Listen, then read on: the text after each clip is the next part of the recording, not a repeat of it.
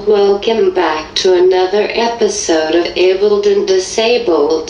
Today we are talking about the most accessible countries in the world. Yes, when we think about traveling, we often think about the excitement of new places, but for many people, the challenges of accessibility, whether that's physical, financial, or even cultural, are just as important to consider.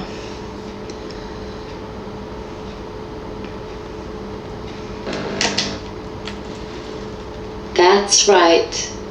It's easy to forget that for many, traveling can be a huge challenge.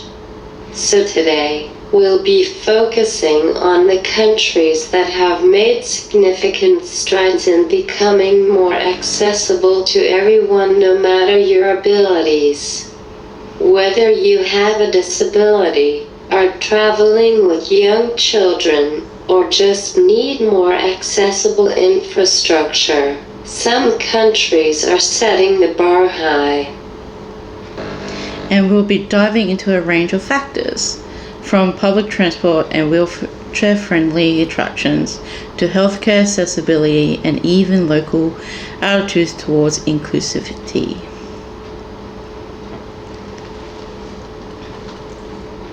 Let's start with one of the countries that's often ranked at the top of the accessibility game, Sweden. Sweden is considered recognized for Sweden is constantly recognized for its accessibility efforts. It's not just about physical access, it's a cultural attitude towards inclusivity. Most public spaces, including museums, restaurants, and hotels, are designed with accessibility in mind. There are ramps, elevators, and accessible toilets everywhere, and Sweden's public transport system is top-notch. Stockholm is one of the most accessible cities in Europe. The subway stations, for example, are mostly wheelchair-friendly, and even buses are equipped with low floors for easier boarding. Plus, Sweden's progressive mindset means they're constantly improving. A lot of older cities in Europe may have historic sites with accessibility issues, but Sweden takes that into account with design and renovation. Exactly. And for people who need specialized help, there's also the assistive technology programs in Sweden, which provides support in schools, workplaces, and even public transport. It's one of those countries where accessibility isn't an afterthought, it's a priority. Speaking of priorities, Sweden's approach to healthcare is also world-renowned. It's a universal healthcare system, so everyone, regardless of their background, has access to services. Whether you're dealing with a long-term condition or need emergency care while traveling, Sweden's system is designed to be inclusive and responsive. Yeah, moving across the Atlantic, we've got where somewhere Sev has been, Canada. This country is known for its vast landscapes, friendly people, and strong push towards inclusivity. But what really stands out about Canada in terms of the accessibility, it's the Accessibility Canada Act, which became law in 2019. The goal to make Canada barrier-free by 2040.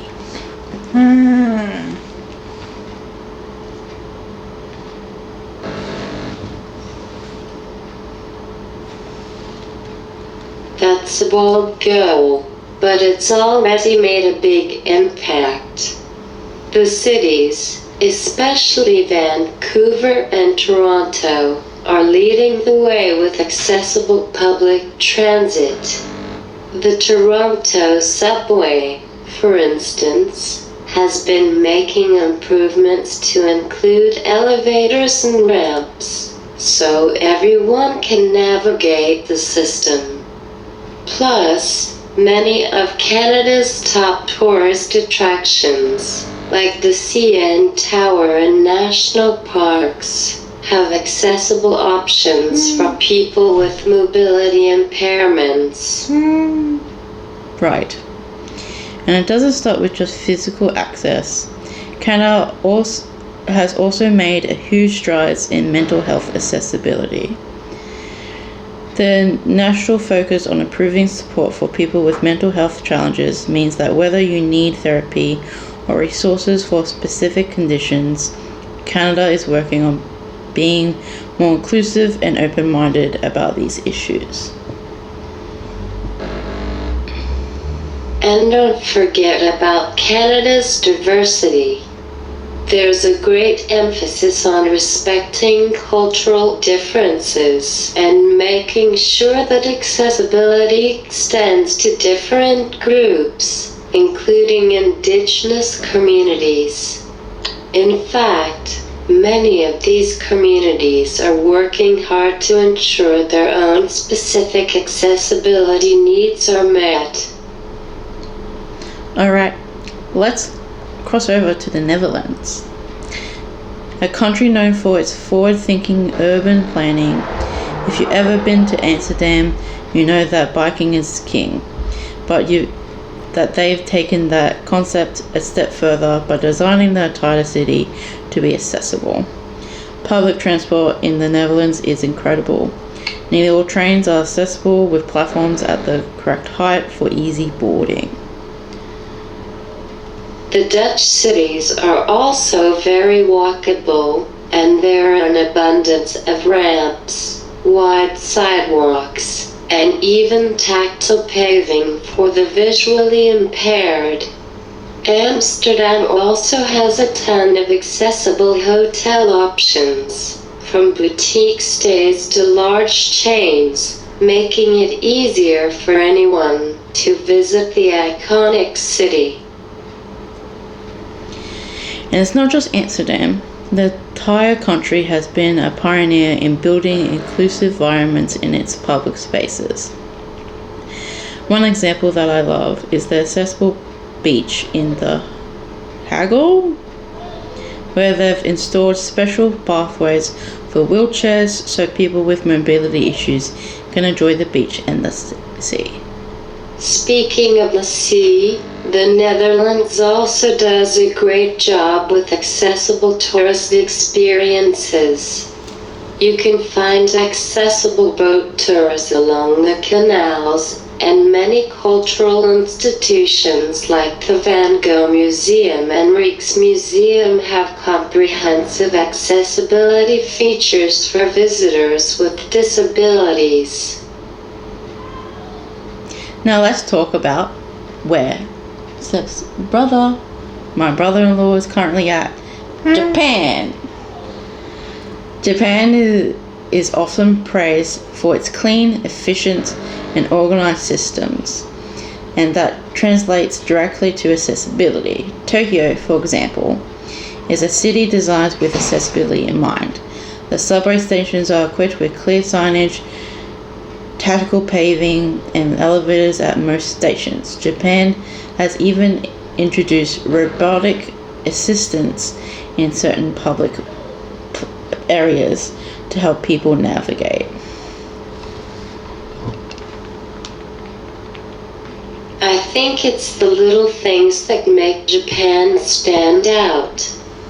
For example, in many public spaces, you'll see braille signage, and places like restaurants or shopping malls, there's always a focus on making sure everyone can feel welcome and comfortable. And the technology here is cutting edge. Japan has created accessible hotel rooms that include tech features like adjustable bed frames and even robotic assistants that can help with tasks like checking in or bringing items to your room. Plus, Japan's focus on universal design means that many of their hotels, restaurants, and attractions are inclusive for people with all types of needs. Oh, and did you know that Japan has a program called Accessible Japan? It's a website that lists accessible travel tips, places, and services throughout the country. Whether you need information on accessible bathrooms or elevators, this resource has it all. As we've seen with these examples, accessibility is about much more than just physical features. It's about mindset. Countries like Sweden, Canada, the Netherlands, and Japan have shown that when accessibility is part of the cultural fabric, it leads to a more inclusive environment for everyone. Exactly.